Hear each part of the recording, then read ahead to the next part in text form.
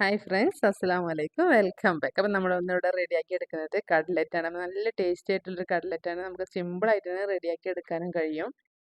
അപ്പോൾ ഈ ഒരു കട്ലറ്റ് റെഡിയാക്കി എടുക്കുമ്പോൾ നമുക്ക് ഓയിലൊന്നും ഒട്ടും ചീത്തയാവാതെയും പതഞ്ഞ് പൊങ്ങാതെയൊക്കെ നമുക്ക് നല്ല പെർഫെക്റ്റ് ആയിട്ട് തന്നെ ഈ ഒരു കട്ലറ്റ് റെഡിയാക്കി എടുക്കാൻ കഴിയുന്ന ഒരു ടിപ്പ് ഞാൻ ഈ ഒരു വീഡിയോയിൽ കാണിക്കുന്നുണ്ട്. അപ്പോൾ എല്ലാവരും ഇത് സ്കിപ്പ് ചെയ്യാതെ കാണാം കേട്ടോ. അപ്പോൾ നമുക്ക് ഈ ഒരു പെർഫെക്റ്റ് ആയിട്ട് തന്നെ ഈ ഒരു കട്ലറ്റ് എങ്ങനെ റെഡിയാക്കി എടുക്കുന്നതെന്ന് നോക്കാം. അപ്പോൾ ഞാനിത് അതിന് വേണ്ടിയിട്ട് ഒരു സ്റ്റൗ ടോപ്പിൽ ഒരു പാനിൽ എണ്ണ ഒഴിച്ച് അതിലേക്ക് ആവശ്യത്തിനുള്ള സവാള ഇട്ട് കൊടുത്തിട്ടുണ്ട്. അപ്പോൾ ഞാനൊരു 6 സവാള എടുത്തിട്ടുണ്ട് കേട്ടോ. അപ്പോൾ നന്നായി സ്ലൈസ് ആക്കി കട്ട് ചെയ്ത ശേഷം ഇതിലേക്ക് ഇട്ട് നന്നായിട്ടൊന്ന് വഴറ്റി എടുത്തിട്ടുണ്ട്. എന്നിട്ട് അതിലേക്ക് ഒരു 1/2 ടീസ്പൂണോളം മഞ്ഞൾപ്പൊടിയും 3/4 ടീസ്പൂണോളം ഉപ്പ് കൂടി ചേർത്തിട്ട് നമുക്ക് നന്നായിട്ട് ഇതേ രീതിക്കൊന്ന് വഴറ്റിയെടുക്കാം. അപ്പോൾ അതാ ഞാനിതൊന്ന് അടച്ചൊന്ന് സോഫ്റ്റ് ആക്കി എടുത്തിട്ടുണ്ട്. അപ്പോൾ ഈ ഒരു സവാളയിൽ നമുക്ക് എരിവിന് ആവശ്യമായിട്ടുള്ള 2 പച്ചമുളക്, ആവശ്യത്തിനുള്ള കറിവേപ്പില ഇതേ രീതിക്ക് ചെറുതാക്കി കട്ട് ചെയ്ത് ഇതിലേക്ക് ഇട്ട് കൊടുക്കുന്നുണ്ട്. എന്നിട്ട് വീണ്ടും നമുക്ക് നന്നായിട്ട് തന്നെ ഒന്ന് വഴറ്റിയെടുക്കാം. ഇനി നമുക്ക് ഇതിലേക്ക് ആവശ്യമായിട്ടുള്ള ഇഞ്ചി വെളുത്തുള്ളി പേസ്റ്റ് ചേർത്ത് കൊടുക്കാം.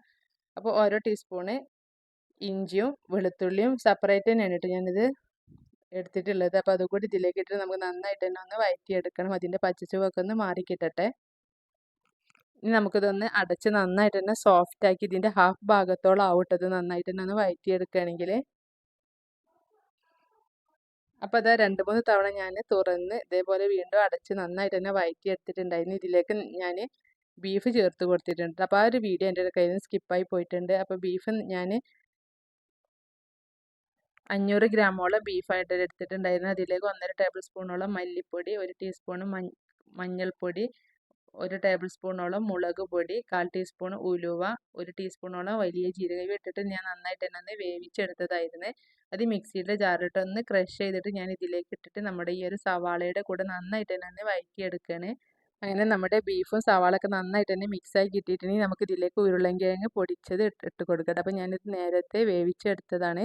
എന്നിട്ട് അതിൻ്റെ തൊലിയെല്ലാം റിമൂവ് ചെയ്ത ശേഷം നന്നായിട്ട് തന്നെ ഉടച്ച് ഇതിലേക്ക് ചേർത്ത് കൊടുക്കുകയാണ്. അവർ പ്രത്യേക ഒരു കാര്യം ശ്രദ്ധിക്കുക, നമ്മൾ ഉരുളൻകിഴങ്ങ് വേവിച്ചെടുത്ത ശേഷം ആ വെള്ളം പെട്ടെന്ന് തന്നെ അതിൽ നിന്ന് ഡ്രെയിൻ ചെയ്ത് കളയണം കേട്ടോ. അല്ലെങ്കിൽ നമുക്കിത് ഷേപ്പ് ചെയ്യുന്ന സമയത്ത് ഷേപ്പായി കിട്ടില്ല. അപ്പോൾ ഭയങ്കര ബുദ്ധിമുട്ടാണ്. അതേപോലെ തന്നെ ഓയിൽ നന്നായിട്ട് തന്നെ കുടിക്കൂട്ടെ നമ്മുടെ കട്ലറ്റ്. അപ്പോൾ ആ ഒരു കാര്യം പ്രത്യേകം ശ്രദ്ധിക്കണേ. ഇനി നമുക്ക് ഈ ഒരു ഉരുളൻകിഴങ്ങ് നന്നായിട്ട് തന്നെ ഇതിലേക്ക് യോജിപ്പിച്ചെടുക്കണം. ഇതിലെ വെള്ളമൊക്കെ അബ്സോർബ് ആക്കി കളയണം കേട്ടോ. ഹൈ ഫ്ലെയിമിൽ വെച്ചിട്ടാണ് ഞാനിത് നന്നായിട്ട് തന്നെ ഒന്ന് യോജിപ്പിച്ച് കൊടുക്കുന്നത്.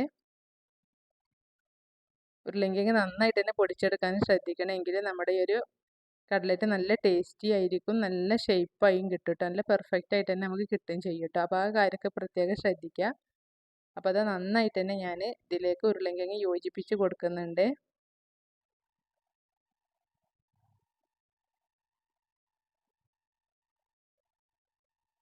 അപ്പോൾ അത് ഉരുളൻകിഴങ്ങും നമ്മുടെ ബീഫിൻ്റെ മസാലയൊക്കെ നന്നായിട്ട് തന്നെ യോജിച്ച് കിട്ടിയിട്ടുണ്ടെങ്കിൽ നമുക്ക് ഇതിലേക്ക് ആവശ്യത്തിനുള്ള ഗരം മസാല ചേർത്ത് കൊടുക്കുക. ഈ ഒരു സമയത്ത് എരിവില്ലെങ്കിൽ കുറച്ച് കുരുമുളക് പൊടി ഇട്ട് കൊടുക്കട്ടെ. അപ്പോൾ നമ്മുടെ ഈ ഒരു മസാലയ്ക്ക് നന്നായിട്ട് തന്നെ എരിവൊക്കെ ഉണ്ട്.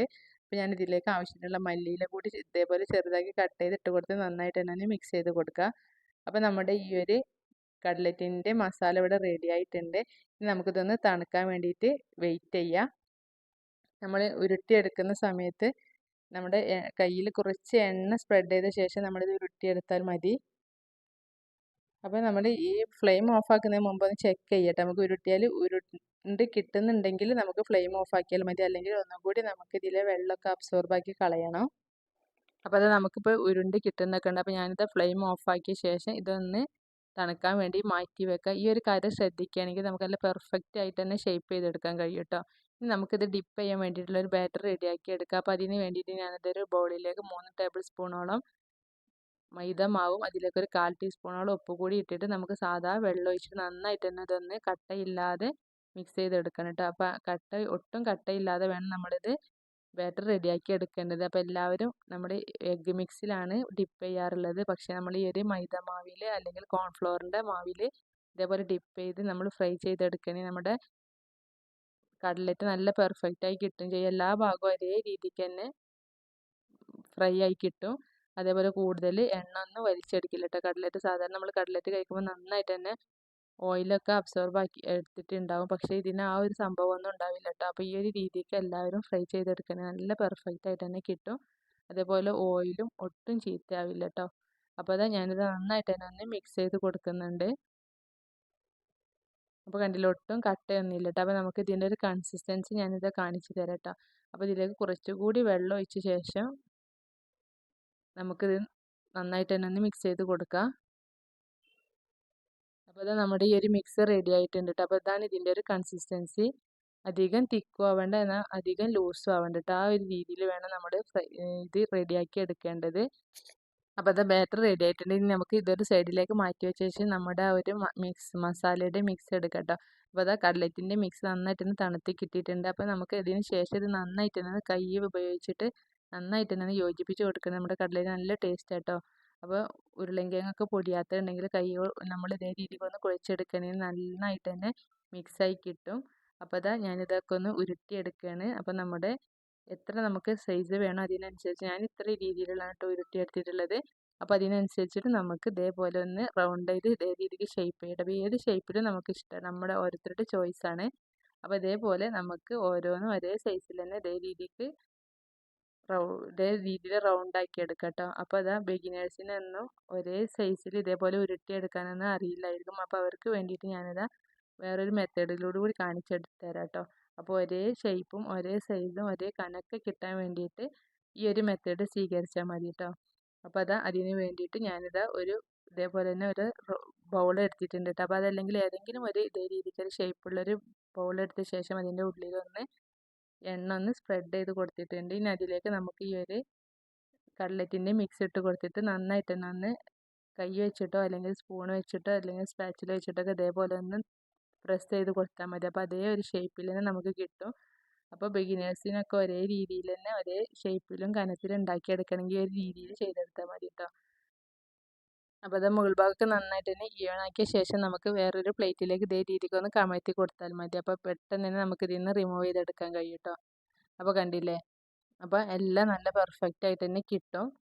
അപ്പോൾ അത് ഞാനിത് മുഴുവൻ ഇതേ രീതിക്ക് ഷേപ്പ് ചെയ്തെടുത്തിട്ടുണ്ട്. നമ്മൾ മുഴുവൻ കട്ലറ്റ് ഇത്ര കട്ലറ്റ് എനിക്ക് കിട്ടിയിട്ടുണ്ട് കേട്ടോ. അപ്പോൾ അത് മുഴുവൻ ഞാൻ ഇതേ രീതിക്ക് ഒന്ന് ഷേപ്പ് ചെയ്തെടുത്തിട്ടുണ്ട്.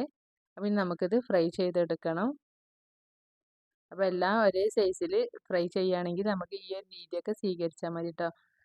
അപ്പോൾ ഇനി നമുക്ക് നമ്മുടെ ഒരു കട്ലറ്റ് ഫ്രൈ ചെയ്തെടുക്കാം. അപ്പോൾ അതിന് വേണ്ടിയിട്ടുള്ള ബ്രെഡ് ക്രംസ് ഇവിടെ റെഡി ആയിട്ടുണ്ട് കേട്ടോ. അപ്പോൾ അത് ബ്രെഡ് ഞാനൊന്ന് മിക്സിയിലിട്ടിട്ട് ഒന്ന് ക്രഷ് ചെയ്ത് നന്നായിട്ട് തന്നെ പൊടിച്ചെടുത്ത ശേഷം ഒന്ന് ജസ്റ്റ് ഒന്ന് വറുത്തെടുത്തത് കേട്ടോ. അപ്പോൾ നമുക്ക് നല്ല പെർഫെക്റ്റ് ആയിട്ട് കിട്ടുള്ളൂ.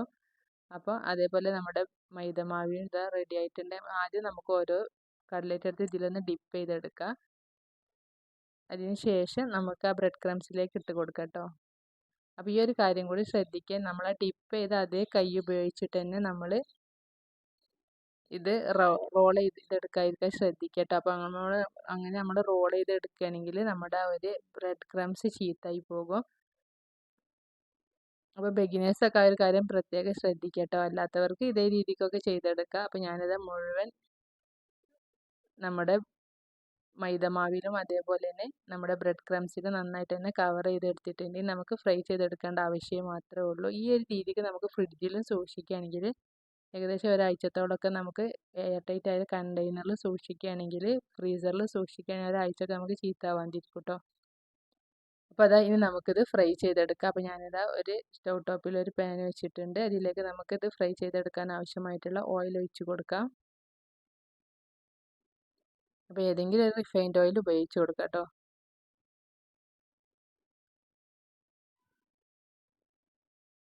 അപ്പോൾ അതാ ഓയിലൊക്കെ നന്നായിട്ട് തന്നെ ചൂടായിട്ടുണ്ട്. നമുക്കിതിലേക്ക് ഓരോ കട്ലറ്റ് വീതം ഇതേ രീതിക്ക് ഇട്ട് കൊടുക്കാം.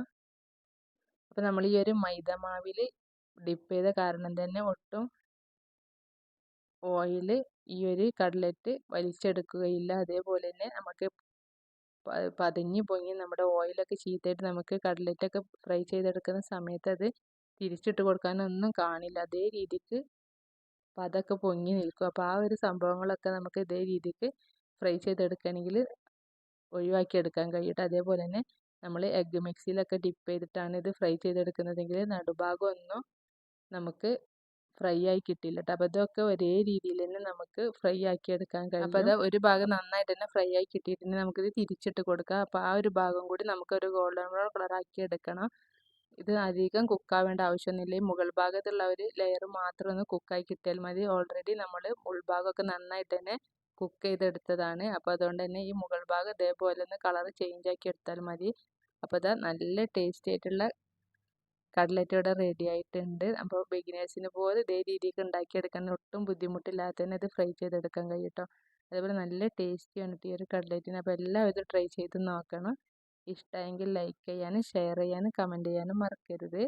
ആരെങ്കിലും സബ്സ്ക്രൈബ് ചെയ്യാതെ കാണുന്നവരുണ്ടെങ്കിൽ ഒന്ന് സബ്സ്ക്രൈബ് ചെയ്ത് സപ്പോർട്ട് ചെയ്യാം. അപ്പോൾ ഇനി നമുക്ക് അടുത്തൊരു വീഡിയോയിൽ കാണാം. Okay bye.